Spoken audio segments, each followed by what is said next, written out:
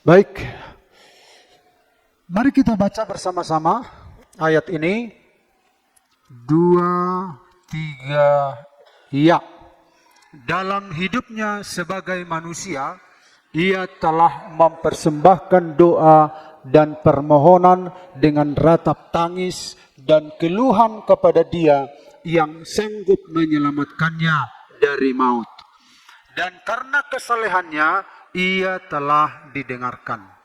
Dan sekalipun ia adalah anak, ia telah belajar menjadi taat dari apa yang telah dideritanya. Dan sesudah ia mencapai kesempurnaannya, ia menjadi pokok keselamatan yang abadi bagi semua orang yang taat kepadanya. Dan ia dipanggil menjadi imam besar oleh Allah menurut peraturan Melkisedek. Tentang hal itu banyak yang harus kami katakan, tetapi yang sukar untuk dijelaskan, karena kamu telah lamban dalam hal mendengarkan. Sebab sekalipun kamu ditinjau dari sudut waktu, sudah seharusnya menjadi pengajar. Kamu masih perlu lagi diajarkan asas-asas pokok dari penyataan Allah.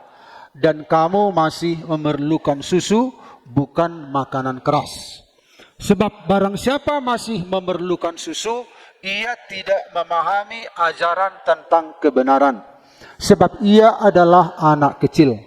Tetapi makanan keras adalah untuk orang-orang dewasa yang karena mempunyai panca indera yang terlatih untuk membedakan yang baik daripada yang jahat. Haleluya. Nah, ayat 11 mengatakan tentang hal itu banyak yang harus kami katakan, tetapi yang sukar untuk dijelaskan, karena kamu telah lamban dalam hal mendengarkan. Nah, jadi banyak hal yang harus dikatakan, tetapi sukar untuk dijelaskan. Nah, jadi sebenarnya tidak sukar untuk dijelaskan kalau anak-anak Tuhan itu bersamaan tumbuhnya, gitu ya. Jadi namun akhirnya susah dijelaskan karena dikatakan di sini karena kamu telah lamban dalam hal mendengarkan, ya. Nah, kemudian dikatakan di sini sebab sekalipun kamu ditinjau dari sudut waktu dan seterusnya. Nah, ini kita sudah lihat 2 minggu yang lalu Bapak Ibu, tapi ada yang terlewatkan. Karena itu kita akan tuntaskan ini. Tema firman Tuhan, makanan keras, bagian kedua. Makanan keras di sini bukan makan batu, ya. Makanan keras di sini bukan juga adalah khotbah-khotbah yang memekakkan telinga Bapak Ibu Saudara sekalian. Makanan keras di sini bukanlah pendeta yang sedang marah-marah. Nah.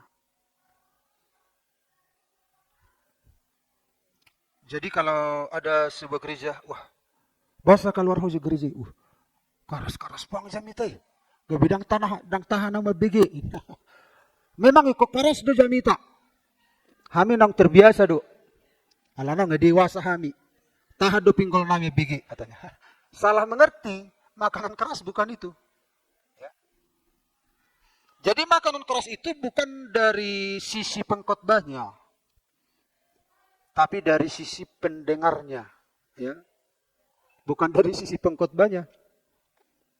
Nah, karena itu, mari kita lihat lagi apa itu makanan keras. Dan makanan keras itu juga bukan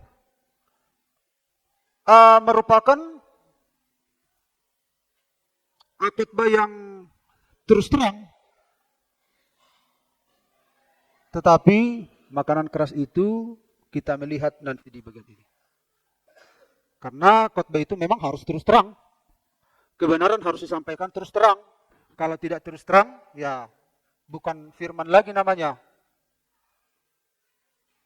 Tetapi makanan keras ini kita lihat, Bapak Ibu, kita mengulang lagi sedikit, lalu kita tuntaskan.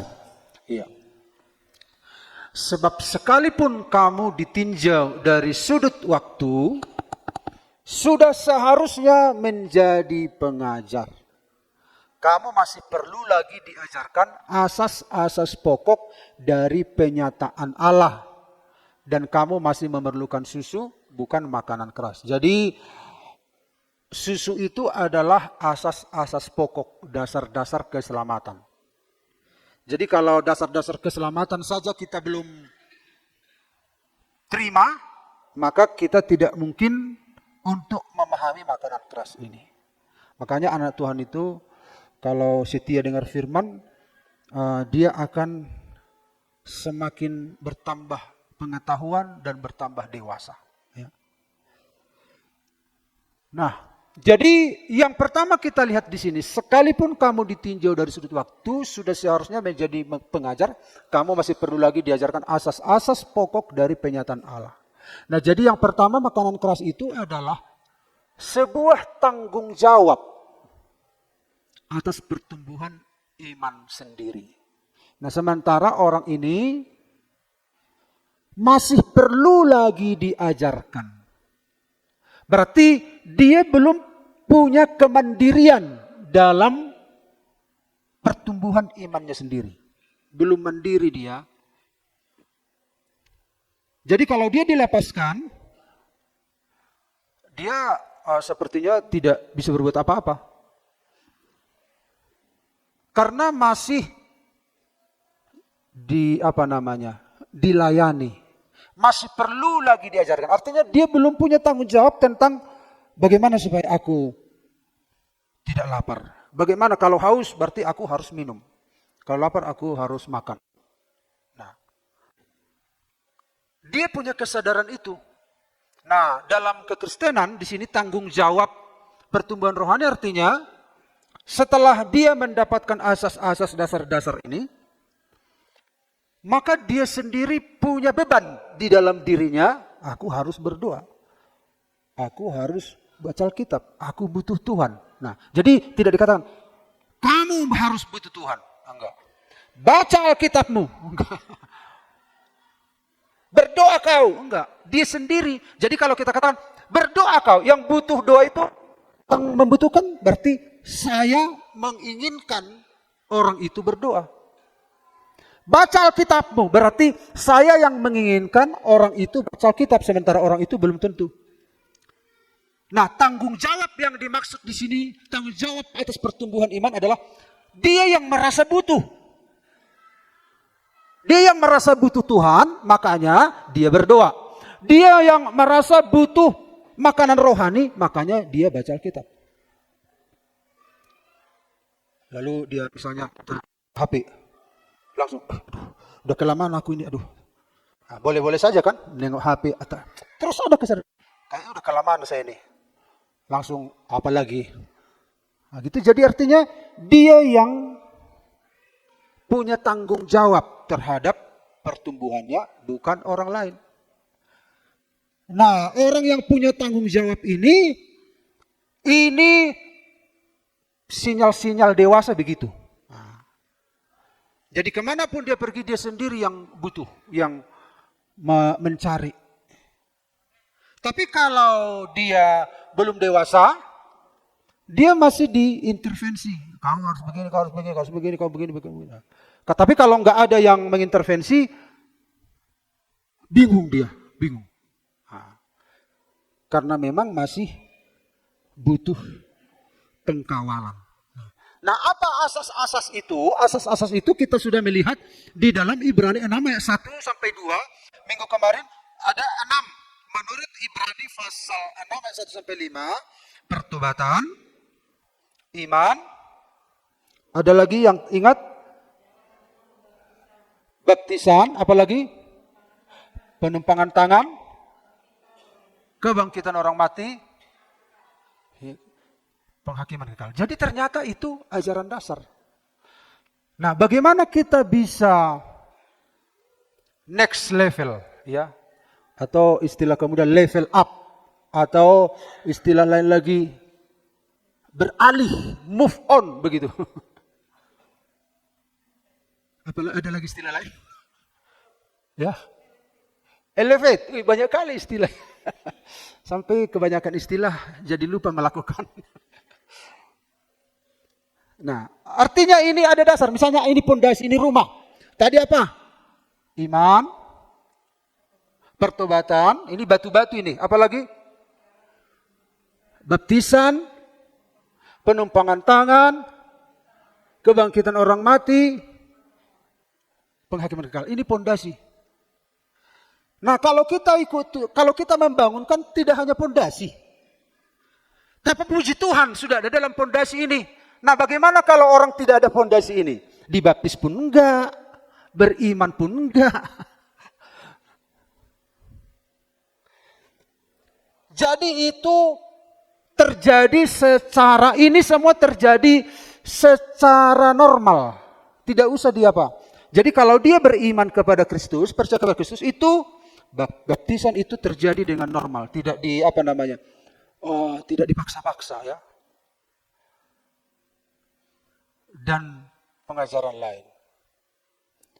Penumpangan tangan artinya pengutusan. Ya, jadi dia sudah diutus, dirilis sebagai anak Allah. Kamu adalah anak Allah. Majulah dalam Tuhan. Nah, itu pondasi. Kalau kita membangun rumah, tidak mungkin seperti ini terus. Nah, perlu apa? Move on namanya, ya. Ada bangunan di atasnya. Ada rumah. Ini pondasi. Jadi ini harus kuat dulu, kuat. Jadi makanya anak Tuhan kalau tidak kuat dalam iman, kemarin kita kan Ibu Gembala menyampaikan tentang iman, di ibadah rumah tangga juga tentang iman, banyak sekali tentang iman. Karena iman itu adalah dasar. Baptisan itu juga adalah dasar. Dan ada pengajaran-pengajaran dasar itu. Lalu kita lanjut bangun. Ini tanggung jawab kita. Jadi dikatakan di sini, sebab sekalipun kamu ditinjau dari sudut waktu, kita ditinjau dari sudut waktu, sudah seharusnya menjadi pengajar. Artinya sudah seharusnya kita menunjukkan ini. Tetapi kamu masih perlu lagi diajarkan ini. Ya kapan? Memang ada masanya kita kembali lagi ke sini untuk memastikan pondasi itu, tapi sebagai seorang anak Tuhan harus lanjut. Harus lanjut. Nah, makanya tidak cukup hanya percaya kepada Kristus untuk membuat bangunan yang utuh. Nah, itu ya nanti ada penjelasan lebih lagi. Jadi tanggung jawab kita sendiri yang merindukannya. Kita sendiri yang membutuhkannya, bukan orang lain yang butuh untuk kita lakukan, bukan. Kita sendiri.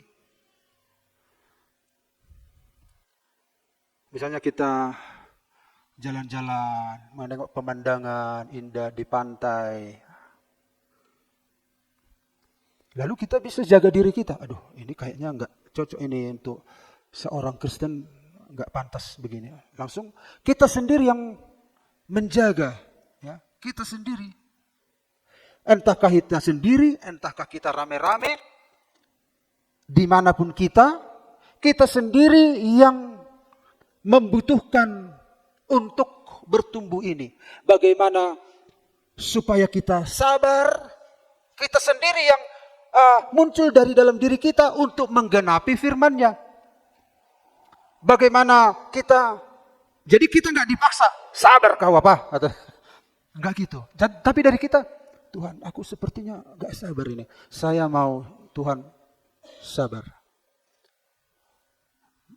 Tidak diperintah juga, ampuni itu apa? Supaya Tuhan mengampuni kau. Enggak, tapi dari dirinya. Iya Tuhan, aku sepertinya nggak ada kemampuan mengampuni. Jadi kita merasakan kebutuhan itu. Itu tanggung jawab. Tanggung jawab atas pertumbuhan iman sendiri. Itu makanan keras.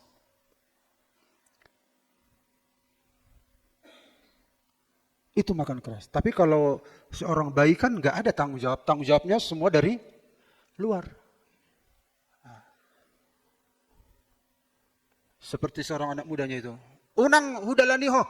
Tapi kalau sudah dia anak muda yang udah mengerti, nggak bagus. Nggak usah pun disuruh orang tuanya dekat-dekat jalan, langsung dia tahu karena dia tahu ada risiko-risiko begitu.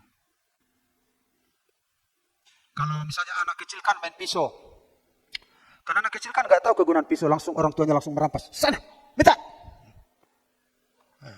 Karena bisa-bisa anak itu memotong tangannya. Toh juga kan yang rugi, yang susah orang tua. Tapi kalau dia seiring pertumbuhan rohaninya, dia tahu langsung. Oh ini gunanya untuk apa? Ini. Gitu. Dia sendiri yang punya tanggung jawab. Jadi kalau orang tidak punya tanggung jawab dalam pertumbuhan rohaninya, nah itu namanya masih di dasar-dasar ini. Jadi makanan keras adalah tanggung jawab atas pertumbuhan rohani. Jadi kalau cobalah kita cek dulu diri kita, ya, cek dulu. Kalau kita cek diri kita, ternyata kita sudah punya antisipasi di luar sana, bagaimana kita hidup, ada antisipasi, bagaimana kita harus mengasihi, bagaimana kita yang membutuhkan peningkatan itu dalam diri kita. Kita yang membutuhkan penggenapan firman itu dalam diri kita. Nah itu sinyal bahwa kita sedang bertumbuh dewasa. Amin. Itu sinyal kita sedang bertumbuh dewasa. Ada tanggung jawab. Bagaimana firman itu menjadi daging dalam hidup kita? Bagaimana firman itu diterapkan dalam hidup kita? Jadi tanggung jawab untuk mengeksekusi firman itulah makanan keras itu.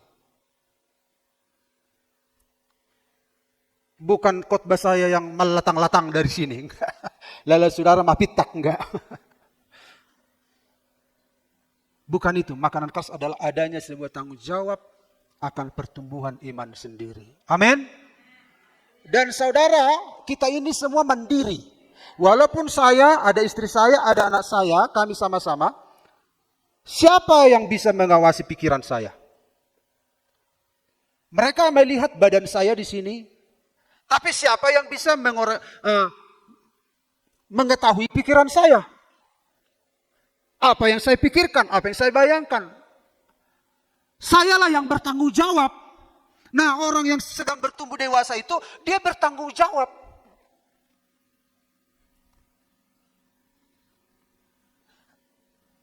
Dimanapun kita berada, ada tanggung jawab. Amin. Itu kedewasaan. Dan saya percaya jemaat, kalau ditinjau dari sudut waktu, sudah menjadi pengajar. Amin. Sudah pengajar artinya kita sudah menjadi kesaksian. Ya. Kita sudah menjadi nanti pepatah mengatakan harimau mati meninggalkan belang, gajah mati meninggalkan gading, orang mati meninggalkan nama. Berarti kenapa nama? Orang mati meninggalkan nama. Artinya apa yang dilakukan orang itu diingat oleh orang lain gitu, walaupun dia sudah mati. Sama seperti Habel yang sudah kita bicarakan di ibadah rumah tangga. Karena apa? Ada kesaksian hidup. Nah, kemudian kita lihat yang berikut. Ini Adam. Nah, Adam itu diproyeksikan Tuhan itu juga untuk bertumbuh secara jiwani, ya. Walaupun dia sempurna tanpa dosa, tetapi dia punya progres. Tetapi pada akhirnya apa yang terjadi? Dia jatuh dalam dosa, manusia jatuh dalam dosa. Dan semua keturunan Adam berdosa. Dan oleh anugerah Tuhan, Yesus datang menyelamatkan. Dan orang yang percaya kepadanya diangkat ke posisi semula, ke rancangan yang semula. Ini rancangan semula. Jadi ketika kita percaya pada Yesus, kita diposisikan ke rancangan yang semula. Dan setelah tiba di rancangan yang semula, apa selanjutnya? Ya bertumbuh. Bertumbuh hari demi hari. Ya. Jadi ini bukan perjalanan Kristen. Ini bukan perjalanan Kristen seperti ini. Ya. Harus begini. Tapi orang Kristen seringkali jadi akhirnya bagaimana? Gini, jatuh murtad. Ini murtad. Tetapi puji Tuhan, kita masih diberi kesempatan selama masih hidup. Ya, selama masih hidup harus kembali kepada Tuhan. Ya, kalau sudah mati nggak ada kesempatan. Nah, ini yang dasar-dasar kekristenan. Tadi apa dasar kekristenan? Iman, baptisan, penumpangan tangan, ajaran tentang kebangkitan orang mati, kehidupan kekal, dan seterusnya. Ada 6 tadi kalau nggak salah. Kita nggak berhenti di sini. Kita harus lanjut. Jadi jangan berpikir kalau sudah percaya pada Yesus, ya sudahlah. Kalau sudah dibaptis, sudahlah. Kalau sudah mengerti bahwa orang percaya nanti masuk surga, sudahlah. Enggak. Tuhan itu kan bukan bodoh. Dia menyelamatkan kita, langsung dia membiarkan kita begitu. Enggak. Sama seperti pemulung. Dia korek-korek sampah, dipilih mana yang cocok, lalu disatukan, dimasukkan di sebuah wadah. Nah, setelah terpilih kan enggak dibiarkan di situ, lalu didaur ulang begitu. Ditingkatkan kegunaannya. Demikian juga Yesus, dia menyelamatkan kita bukan seperti dia memilih kita lalu dibiarkan begitu. Ada rencana Tuhan yang lebih jauh. Dia ingin kita menjadi berubah serupa dengan gambarnya. Makanya harus bertumbuh. Harus dewasa. Jangan berhenti di sini. Amin. Kebanyakan orang Kristen itu, saudara-saudara, ini warna hitam ini adalah dasar-dasar kekristenan, langkah-langkahnya. Mulai dari sini. Tapi orang Kristen seringkali merayakan ini. Haleluya, puji Tuhan. Tapi lupa bahwa dia harus terus menanjak. Lupa. Makanya banyak perayaan-perayaan. Lupa untuk hidup benar.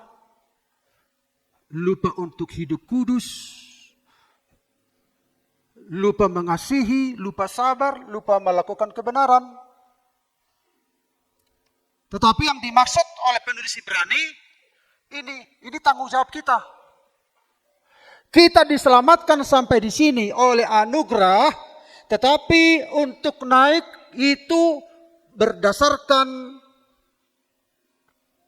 anugerah dengan tanggung jawab kita. Ya. Ini bukan tanggung jawab kita karena kita nggak bisa kita ke sini kalau bukan anugerah semata. Anugerah mutlak. Setelah kita sampai di sini bersama dengan Tuhan, anugerah juga tetap berjalan, tetapi Tuhan minta tanggung jawab kita. Makanya penulis Rasul Paulus berkata, kerjakanlah keselamatanmu dengan takut dan gentar. Kita mengerjakan keselamatan bukan supaya selamat, tapi karena sudah selamat, maka kita harus mengerjakan. Seseorang yang belum selamat tidak bisa mengerjakan keselamatan. Tidak bisa. Orang yang sudah selamatlah bisa mengerjakan keselamatan. Dan saudara dan saya bisa mengerjakan keselamatannya. Amin. Dengan takut dan gentar, maksudnya dengan penuh tanggung jawab. Jangan sia-siakan pengorbanan Tuhan. Tanggung jawab kita adalah hidup sesuai kehendak Tuhan. Ku mau hidup turut kehendak Tuhan. Nah, ini. Bukan hanya bertobat tapi hidup kudus. Bukan hanya percaya tapi taat dalam ujian. Nah, ada orang kan percaya tapi menghadapi ujian sedikit, menghadapi hinaan, menghadapi omelan, menghadapi kritik. Sudah enggak tahan. Tuhan, saudara udah benar Tuhan on. Justru di situ letak kedewasaan itu.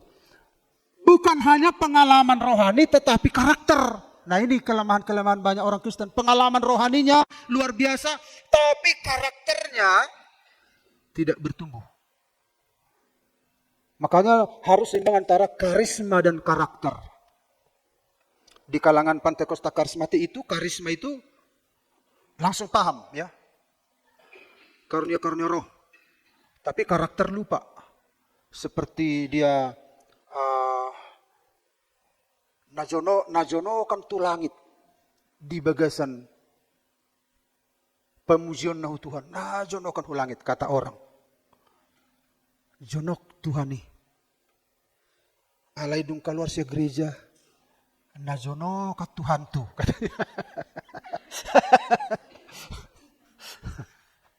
Karena apa? Tidak bertumbuh bersama-sama dengan karakter. Nah, ini banyak kali sebenarnya ini. Bukan hanya didoakan tapi melayani. Maka setiap anak Tuhan itu harus melayani. Nah, melayani itu bukan hanya di mimbar, bukan hanya di gereja. Banyak bentuk pelayanan. Entah misalnya berdoa, doakan gereja kita, doakan pelayan-pelayan Tuhan, doakan kemajuan. Atau mungkin saudara jumpa di luar sana, nggak datang ibadah, tuh dia honakin, bah sedang berminggu, bah sayang nih bah, nah gitu. Artinya itu pun pelayanan. Bagaimana kita mengkawal tubuh Kristus itu supaya tetap utuh, ya tetap maju di hadapan Tuhan. Banyak jenis pelayanan kita. Bukan hanya tahu akhir zaman, tapi hidup siap. Nah, ada kan tahu akhir zaman, tapi hidupnya nggak siap. Makanya menurut survei, ya saya juga seringkali diskusi sama teman-teman. Melihat keadaan sekarang di mana kemajuan-kemajuan teknologi, berkat-berkat materi juga dinikmati oleh anak-anak Tuhan. Banyak anak Tuhan tidak menginginkan kedatangan Tuhan yang kedua kali. Bapak Ibu lihat pembangunan ini apa? Masa terus ditinggalkan? Jalan begitu mulus. Apa? Banyak anak Tuhan sebenarnya tidak menginginkan kedatangan Tuhan. Kalau dulu waktu menderita, meskipun saya susah, nangis ketika menderita. Nah sekarang banyak anak Tuhan sudah diberkati. Jaringannya sudah banyak. Temannya sudah banyak. Nah sepertinya Tuhan jangan datang dulu Tuhan. Nah gitu. Jadi kalau kita nyanyikan, oh Yerusalem kota mulia, atau kapan Yesus kembali, kapan Yesus kembali. Sebenarnya nggak rindu dia sama kedatangan Tuhan. Makanya dia nggak hidup benar. Nah, kalau dia benar-benar rindu kedatangan Tuhan, dia akan menyucikan dirinya.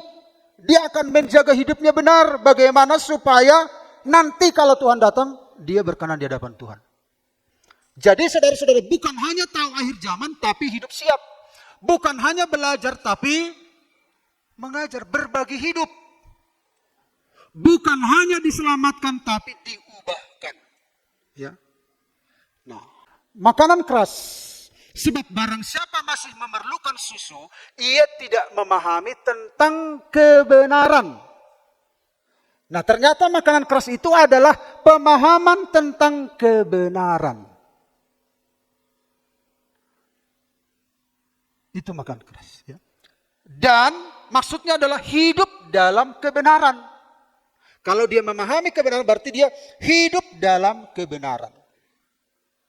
Jadi saudara-saudara, makanan keras itu adalah kedisiplinan menjalani hidup dalam kebenaran. Dia punya disiplin pribadi. Bagaimana hidup sesuai kehendak Tuhan. Ya. Bukan orang yang mendisiplin dia. Bukan orang tua. Bukan kelompok. Tapi diri sendiri. Dia sendiri yang mendisiplin dirinya. Karena dia tahu nilai dari kebenaran. Dia paham kebenaran. Nah orang ini masih kecil, masih anak-anak. Dia lemparkan. Ada lapatan di kebenaran. Gitu. Itu juga yang dipertanyakan oleh siapa itu ya? Pilatus kah itu? Apakah kebenaran itu? Katanya. Nah mari kita lihat kebenaran ini ya. Kebenaran artinya fakta atau realita yang sebenarnya. Arti yang sederhana seringkali kita dengarkan benar-benar benar. Nah, gitu. Dan kebenaran hanyalah Yesus. Yesus berkata, akulah kebenaran. Kebenaran itu dari pihak Allah. Di luar dia tidak ada kebenaran. Firman-Mu adalah kebenaran. Aku akan mengirim roh kebenaran. Jadi kebenaran itu adalah dari pihak Allah. Nah, harus mengerti dulu di sini ya. Nah, sementara hidup kita ini sudah begini, rusak. Rusak dari kebenaran. Nah, karena manusia itu sudah jauh dari Tuhan dan semua yang ada di dunia ini juga sudah jatuh dalam dosa, maka ada yang akan mengubah manusia yang rusak ini dengan berbagai cara. Yaitu dengan ada kebenaran rasional ya. Kebenaran rasional ini yaitu kebenaran logis. Ini bentuknya ini perhatikan Bapak Ibu. Jadi bentuk-bentuknya ini harus diperhatikan. Manusia bentuknya begini contohnya rusak. Secara rasional ini kebenaran rasional ya. Ingin mengubah manusia itu seperti ini. Ini kebenaran rasional. Jadi banyak kebenaran di bawah kolong langit ini yang ingin membentuk manusia. Ada kebenaran hukum ya.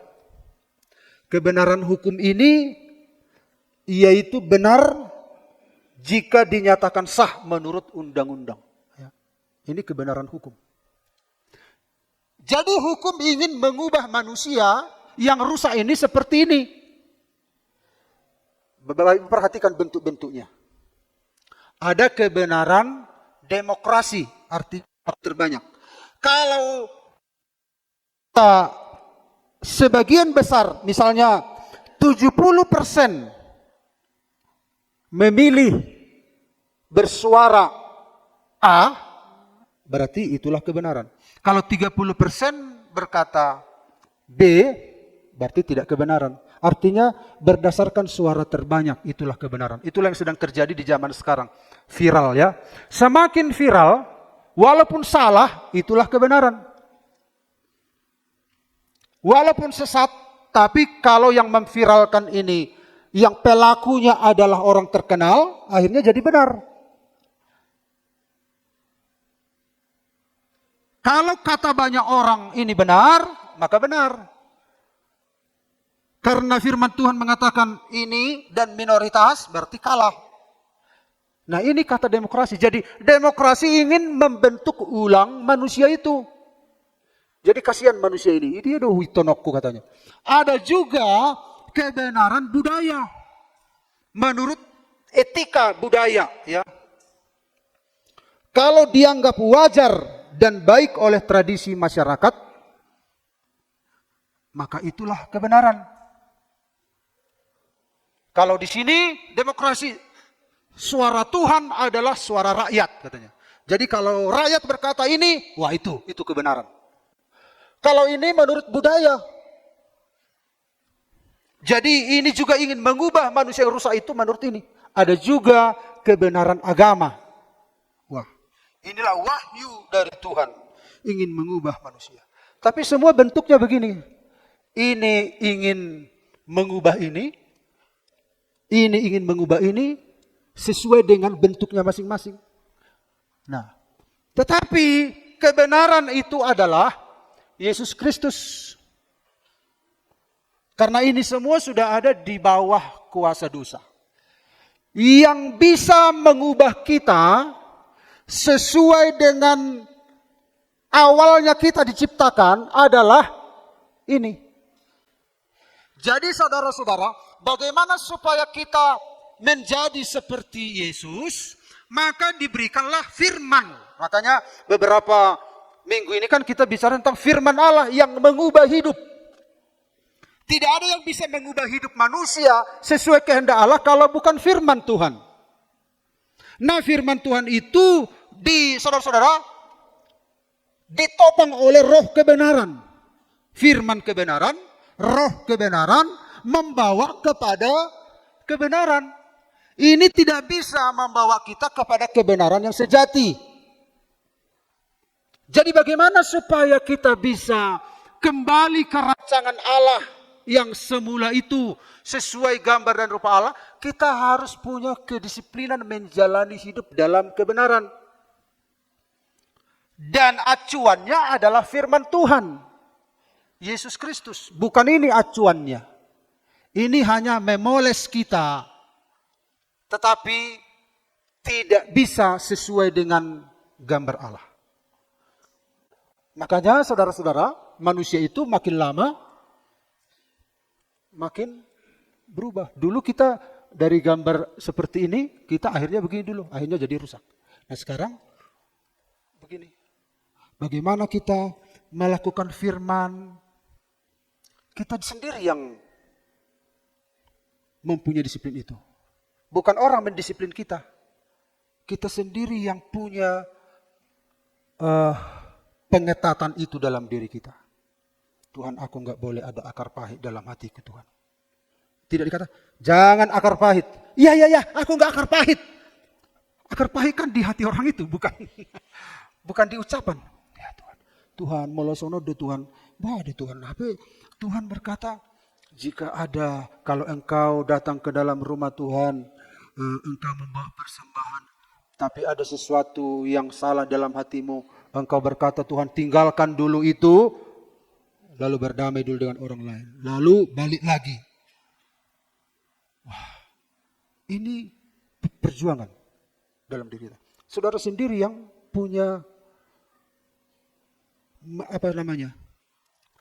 latihan itu dalam diri kita. Bagaimana untuk hidup berkemurahan hati, bagaimana menjadi seorang pemberi, bagaimana seorang yang berkemenangan melawan kuasa dosa. Saudara sendiri yang melatih diri saudara. Makanya Rasul Paulus berkata, latihlah dirimu. Latihan badani terbatas gunanya. Memang latihan badani perlu kan? Kita jalan-jalan di gereja ini, angkat-angkat apa sedikit-sedikit. Jalan, itu penting. Tapi walaupun penting, Rasul Paulus berkata, latihan badani terbatas gunanya. Tetapi ibadah itu maksudnya bukan ibadah gini. Hidup yang saleh maksudnya. Hatomanon bahasa Batak kalau nggak salah ya. Jadi hidup saleh. Untuk hidup saleh itu berguna dalam segala hal. Untuk hidup di dunia ini dan untuk hidup di dunia yang akan datang. Jadi bukan hanya ibadah di gereja, ibadah rumah tangga yang dimaksud latihan ibadah, bukan. Hidup saleh maksudnya. Memang kata hidup saleh ini tidak bisa langsung klop di dalam pikiran kita karena kosakata bahasa kita agak kurang ya. Jadi ibadah itu disebut dalam beberapa istilah dalam Alkitab, ibadah itu tidak hanya untuk pujilah Tuhan sebab besar, datang ke gereja dan seterusnya berdoa. Bukan, hidup saleh. Makanya Rasul Paulus berkata, sesungguhnya agunglah rahasia ibadah kita. Rahasia ibadah itu apa? Rahasia hidup saleh. Hidup yang berubah. Untuk mengubah hidup kita, Rasul Paulus berkata, Kristus Allah datang menjadi manusia. Kristus ada di tengah-tengah kita. Untuk mengubah hidup manusia yang rusak itu, Yesus harus datang. Untuk hidup saleh sesuai kehendak Tuhan, Allah harus menjadi manusia. Makanya disebut agunglah rahasia hidup saleh itu. Amin Bapak Ibu. Masih ada di sini? Oke, jadi saudara-saudara, ada kedisiplinan diri ya. Dan kedisiplinan diri ini ada dalam anugerah Tuhan. Bukan langsung kita frontal, langsung kita bukan Power Rangers. Power Rangers itu berubah, langsung berubah. Ada anugerah, ada kuasa Roh Kudus. Ada kelemah lembutan Tuhan. Ada kesabaran Tuhan mengkawal kita. Tapi dari diri kita harus ada sebuah kerinduan, disiplin diri. Nah, ini ketika kita bertobat ya, kita itu disebut metanoia, pembaharuan pikiran ya. Setelah itu inilah Yesus ya. Kemudian kita terus beranjak, nah inilah yang disebut dengan metamorfosa, perubahan bentuk, pembaharuan karakter ya, bentuk Kalau dalam kupu-kupu perubahan bentuk, dalam konteks kerohanian pembaruan karakter. Ini pembaruan karakter, hari demi hari karakter kita akan diubah. Sampai serupa dengan gambarnya. Memang kita nggak bisa seperti Yesus 100% karena dia kan Allah. Dia tanpa dosa. Tapi maksudnya adalah sama seperti Yesus, artinya adalah arah hidup kita, patronnya itu, acuannya itu adalah Yesus. Sehingga hidup kita meningkat. Mencapai puncak kesempurnaan sesuai dengan takaran yang Tuhan berikan. Ya. Itu arahnya. Bukan rasional arahnya. Bukan budaya. Bukan agama. Bukan hukum yang membentuk kita. Tapi firman Tuhan. Firman Tuhan. Bukankah firman yang menciptakan alam semesta ini? Jadilah, jadilah. Semua diciptakan oleh Dia. Yang terakhir. Tetapi makanan keras adalah untuk orang-orang dewasa yang karena mempunyai panca indera yang terlatih untuk membedakan yang baik daripada yang jahat. Nah, yang ketiga makanan keras adalah kepekaan rohani membuat keputusan yang benar. Kepekaan rohani itu adalah dimiliki orang-orang yang dewasa. Peka. Rasul Paulus menggunakan istilah ilustrasi duniawi untuk menolong kita memahami hal-hal yang rohani. Tetapi makanan keras adalah untuk orang-orang dewasa yang karena mempunyai panca indera yang terlatih. Apakah panca indera itu? Panca indera itu adalah sarana-sarana dalam diri manusia untuk meresponi dunia luar. Itu panca indera. Ya. Untuk meresponi dunia luarnya itu ada panca indera. Ada tangan, ada mata, ada mulut, ada hidung, ada telinga. Jadi ini adalah alat pintu masuk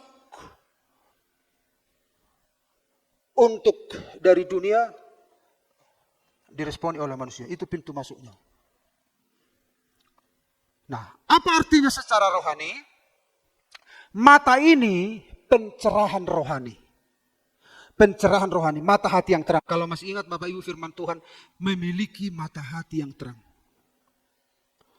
Itu secara rohani. Indra rohani, ya. Kemudian telinga itu adalah respon iman.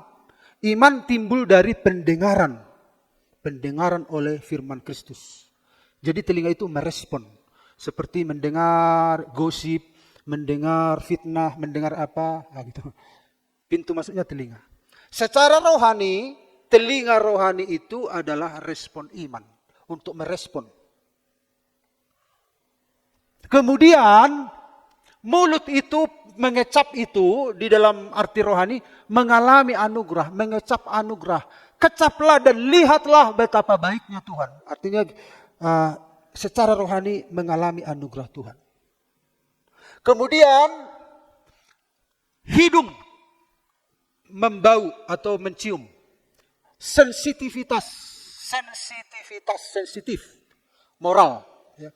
Kita punya sensitif terhadap moral. Ini salah tuh enggak ini? Nah. Kemudian tangan untuk meraba, ya, kesadaran hadirat Allah. Dia merasakan kesadaran hadirat Allah.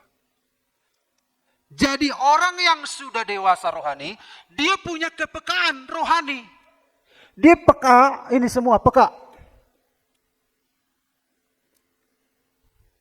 Nah, konteksnya dalam Ibrani ayat 14 ini, dia mempunyai panca indera yang terlatih, fokusnya untuk membedakan yang baik daripada yang jahat. Jadi ini peka ini semua, terutama ini sensitivitas moral ini. Dia bisa membedakan yang baik dan yang jahat, sensitif dia. Orang anak-anak Tuhan makin bertumbuh dalam Tuhan, dia makin peka. Mengambil keputusan. Nah contoh, kita lihat ini. Serupa tapi tak sama. Nah, kita harus punya kepekaan. Mana nih yang berbeda nih? Ini ya. Bisa Bapak Ibu lihat bedanya? Oke, stop. Saudara harus punya kepekaan. Dan banyak bukan hanya ini, kepekaan antara yang rohani juga harus apa? Harus bisa. Satu waktu Rasul Paulus sudah menginjil, yang sakit sembuh, mujizat terjadi. Datang ibu-ibu dari belakang. Wah, luar biasa Rasul Paulus. Luar biasa hamba Allah yang dipakai Tuhan, yang diurapi.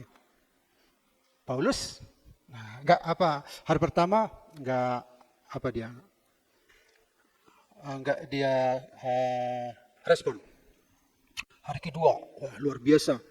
Hal-hal yang mujizat terjadi dilakukan Paulus dalam nama Yesus. Wah, pemberitaan Injil luar biasa. Datang wanita dari belakang.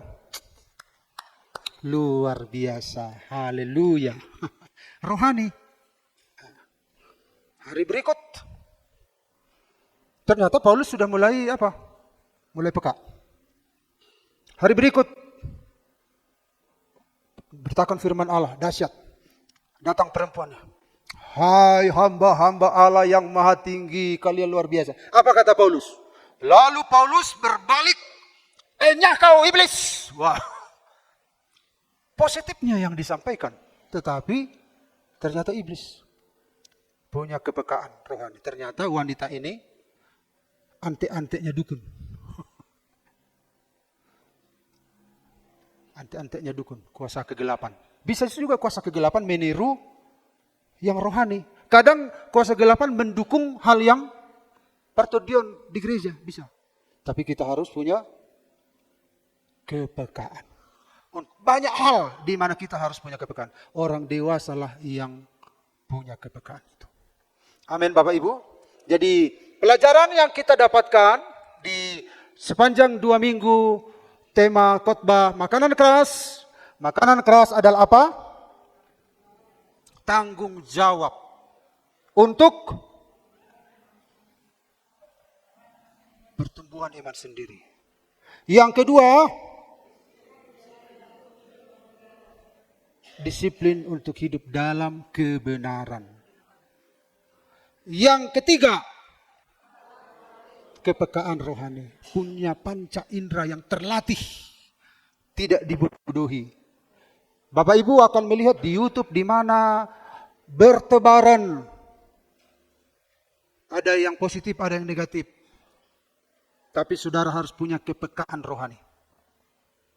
Panca indera yang terlatih. Amin. Renungan Tuhan berkati, mari pemain musik silakan datang ke depan, kita nyanyikan nyanyian ini. Selidiki aku, lihat hatiku.